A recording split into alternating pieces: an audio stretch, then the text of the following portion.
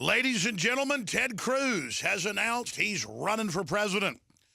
And I got to tell you, I like what he's running on, repealing Obamacare and abolishing the Internal Revenue Service, which is in the single digits when it comes to its approval rating here in the United States. Very, very exciting. I know that Ted Cruz obviously isn't perfect. His wife worked at Goldman Sachs, but so did Nomi Prinz as a managing director.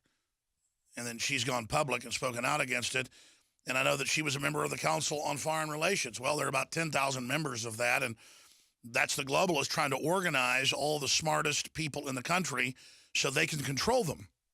So if we ever discount someone because they've been part of the power structure, we have a very low probability of ever changing the culture. Ted Cruz has a pretty good voting record. When I say pretty good, he's hawkish on some issues. But other than that, he is what I'd call a constitutionalist / libertarian style. I would like to see he and Rand Paul team up. That's not happening. They're already starting to snipe at each other. Rand Paul is going to announce on April 6th. And I know Rand Paul a lot better than Ted Cruz. And I don't put all my eggs in one basket. I know the presidential election becomes a diversion to a certain extent. But there are a lot of people in the system who do not want to destroy the country. And I believe Ted Cruz and Rand Paul are part of that. So I want to open the phones up early in the hour. What do you think of Ted Cruz's announcement? We're going to play it. We're going to get into it. He calls for a new generation of conservatives, kicks off campaign at world's largest Christian university, releases his first ad in Spanish, which is an excellent idea because you've just had the socialists and the globalists out there with the giant immigrant population that's mainly Latin American, letting them literally brainwash them. And so the answer is convert folks over to libertarian-based ideas. Plus, much of Latin America is hungry for freedom. Much of Latin America does not want to live under tyranny. And, of course, Ted Cruz's father was a big opponent of Castro. And so they have a lot of lessons there of not wanting to be underneath that type of tyranny. But I don't think Ted Cruz is a man on a white horse who will save us. I don't think Rand Paul is either. But I think both men are good people. I know Rand Paul for 20 years. I was one of the first people to ever interview Rand Paul. Back when we'd already got his dad on and they had a big success having him on the show and he was running for Congress in 96. And they said, the campaign said, hey, have Rand on. He's just now starting to do interviews. And so that said, it's beyond Republican or Democrat at this point. If there were Democrats out there that weren't totally anti-gun, totally anti-family, totally anti-sovereignty, then I would be for them as well. Ted Cruz was against arming al-Qaeda in Syria. So was Rand Paul. I mean, when you compare them to a Hillary Clinton or a John Boehner or a Michelle Obama or a Michael Moore, it's night and day. Tell me if you disagree with that. 800-259-9231. First-time callers in the first hour. Then we'll have open phones for everybody in the second and third hour today. There is a lot of geopolitical news as well. You're welcome to continue the discussion from yesterday about the Army training documents, Special Operations Command, a joint forces drill in 8 states listing Texas and Utah as hostile. Some say, oh, Fort Bragg's had drills outside the base for decades. Yeah, that's not this. This is practicing working with local police under NORTHCOM. It's an admitted mission to take over the country. So your PSYOP to condition us doesn't work, and it's not working on the troops either. We can talk about that, the missing nukes, 800-259-9231. Those 3 subjects. Monday through Friday from 11 a.m. till 2 p.m. Central Standard Time, we're here live. It's Monday, the 23rd day of March, 2015. I'm your host, Alex Jones. We're going to open the phones up in this first hour on the Ted Cruz announcement running for president in 2016. I want to be clear. I don't completely trust Ted Cruz. I don't completely trust anybody in D.C. because of the blackmail, the threats, the harassment. But he has a very good voting record. He stood up against arming al-Qaeda. to attack Syria when no other so-called conservative leaders would do it but Rand Paul. He wants to abolish the IRS and has pledged to do so, and he wants to repeal Obamacare. We are not getting that out of anybody else but Rand Paul. Clearly, the true libertarian / constitutionalist conservatives that uphold basic American values are Senator Ted Cruz and Senator Rand Paul. That's it in the field. Not Huckabee, not any of them. Because some people think, oh, well, Huckabee, he's the answer. Good guys out there like Chuck Norris and others. Now, again, Ted Cruz is slick. Ted Cruz is smart. Ted Cruz is from the establishment. But there's large elements of the establishment that want to be free market, that want to be wealthy, that want to be successful, that want America to not go the Cloward and Piven bankruptcy route into social engineering and socialism. So there's the choice. There is the Michael Moore, Nancy Pelosi, Cloward and Piven, Hillary Clinton, school lunch program gulag on one end. And then there is the Rand Paul, Ted Cruz spectrum on the other.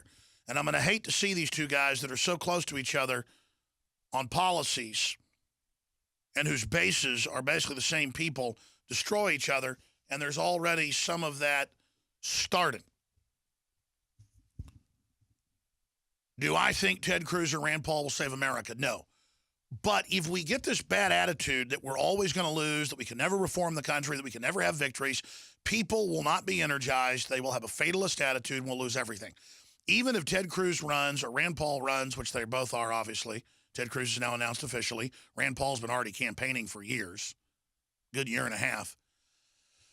They will energize a liberty movement and ideas at the state, county, and city level like Ron Paul did. Ted Cruz, Rand Paul, and others now stand on the shoulders of not Ron Paul, who was just a focal point, but of the supporters of Ron Paul and the tens of millions of dollars that were given and the thousands of speeches and the TV ads and all of that created a focal point for opposition to the globalist paradigm to form.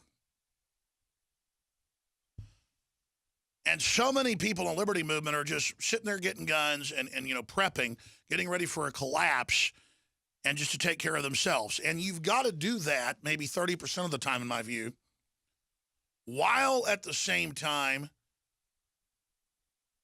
70% of the time being offensive in the info war to blame the globalists for our problems so that liberty and free market and capitalism doesn't get blamed. That's their plan. They exacerbate or create the crisis and then offer their solution: more kleptocratic, progressive, social engineering, more wealth redistribution, more collectivism. So there's a battle intellectually over collectivism, totalitarianism, control freakism, and basic Americana Renaissance liberty that should unify conservative and liberal alike in the modern spectrum, because it's called freedom and it should be restored. It shouldn't be under attack. There is a battle, and we are inches away from removing Boehner. We are inches away from having a Tea Party, libertarian, constitutionalist takeover of the Republicans. I've been talking about this for a decade, but if you go back to the last few years in leaked Democratic Party speeches to billionaire donors, when you start ferreting in and you start digging in deeper to all of this, and you start looking into the Republican leadership as well, they're all combining funds, they're all combining propaganda, they're all combining forces to try to stop a libertarian, constitutional-style movement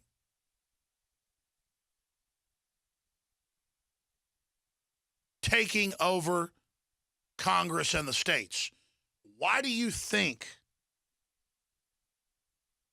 the Pentagon, seized by the globalists, the New World Order directed Pentagon, is openly turning into a federal occupation, global occupation force, and training to confiscate guns and training to take over the infrastructure, and now admitting it in the Army Times, Stars and Stripes, and everywhere else, because they are preparing to go operational if they need to, if the states get together in a coalition, recognize the federal government's been hijacked and is out of control, and try to reconstitute the republic. They're going to try to move in and block us. They are trying to sign the Trans-Pacific Partnership in secret right now. It's in CNBC, The Guardian, you name it. And all 33 sections are secret, except for one leaked by WikiLeaks, and that gives total Chinese-style censorship, communist Chinese-style censorship, to the unelected corporate board. And guess who's involved? The Communist government of China. So there is a major global meltdown power grab going on right now. And America is now reaching the event horizon, the point of no return.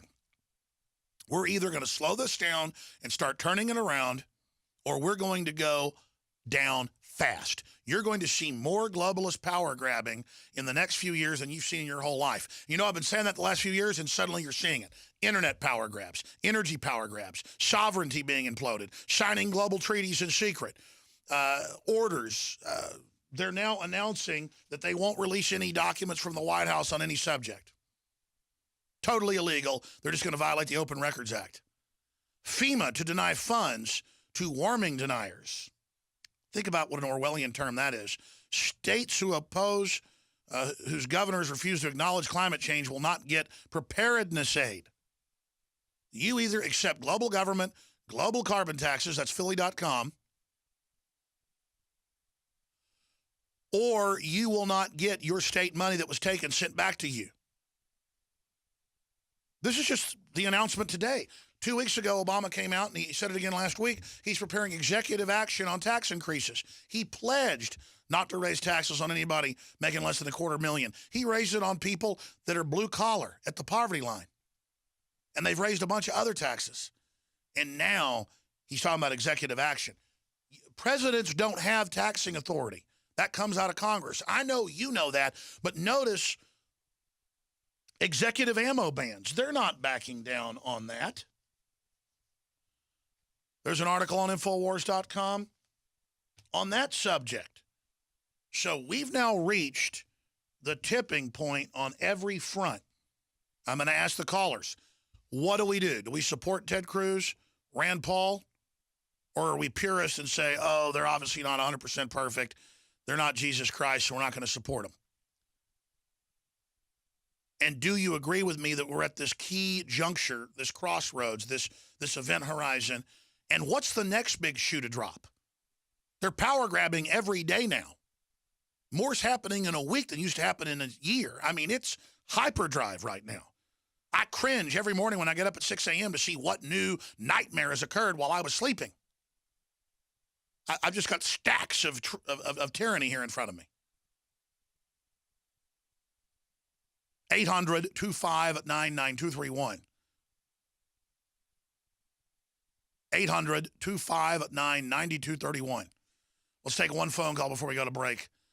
John in Idaho, what do you think about Ted Cruz and his announcement running for president, plans to repeal Obamacare, abolish the IRS? Hey, Alex, how you doing? I'm all right, brother. Go ahead. First, let me say, I was 19 when I started listening to you. I'm 26 now, and I do feel like we are at the event horizon, like you said. But that being said, I feel like Ted Cruz, it doesn't really matter. Congress is a fiat system. And the answer is a grassroots awakening. It has to start with the people first, not by someone who is in office. I agree with you that the power is with the people, but someone like a Rand Paul or a Ted Cruz that can give a 27-hour, almost record filibuster, and what he stands for, getting rid of the IRS, abolishing the Federal Reserve, repealing Obamacare. I mean, he's being demonized by the power structure because they're scared of him. Same thing with Rand Paul.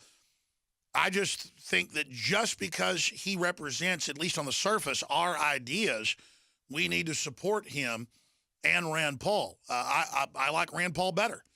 I think Ted Cruz is probably slicker, probably a little bit smarter, and Rand Paul's super smart. And he's got a Spanish surname, which is great. I mean, I'd love to have Latin America go constitutionalist. Then they'd be a better country than this. I can move down there. I mean, I just want freedom. But I hear what you're saying. We all need to stop complying with tyranny and get in the system's face and vote with our dollars to support local, truly sustainable agriculture and industry and restore the republic that way. The McDonald's model of bringing McDonald's and Coca-Cola down, which is starting to happen in Monsanto, if we can bring them down, we can bring down the entire globalist order. They're not invincible. Thank you so much. By the way, popular weed killer has now been deemed probable carcinogen. It's now official.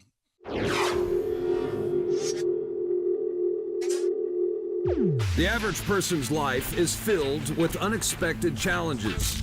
Unlock the energy it takes to defeat these daily beasts with super male or super female vitality, specifically designed to assist the body in regulating proper hormone balance to create superior vitality in males and females. Supercharge and conquer your world at InfoWarsLife.com or call 188-253-3139.